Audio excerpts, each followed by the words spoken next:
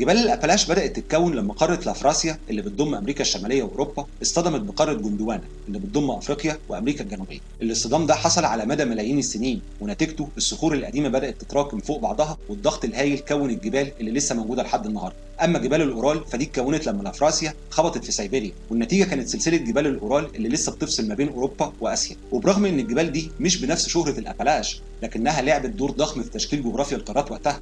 الجغرافيا وقتها ما كانتش حاجة ثابتة، كل تغيير كان بيأثر على البيئة والمناخ، والجبال اللي ظهرت وقتها كان ليها تأثيرات ضخمة. أولاً ظهور الجبال الجديدة دي غير مسار الرياح واتجاهات التيارات البحرية، وده كان ليه تأثير مباشر على المناخ، فمناطق بقت جافة أكتر ومناطق تانية بقت معرضة لعواصف مطرية ضخمة. كمان بعض الأنواع الحيوانية والنباتية اضطرت تتكيف مع التضاريس الجديدة، وده غير شكل البيئات الطبيعية وقتها. المناطق الجبلية الجديدة بقت حواجز طبيعية فصلت بين مجموعات من الكائنات، وده كان ليه تأثير في تطور الأنواع عبر الزمن.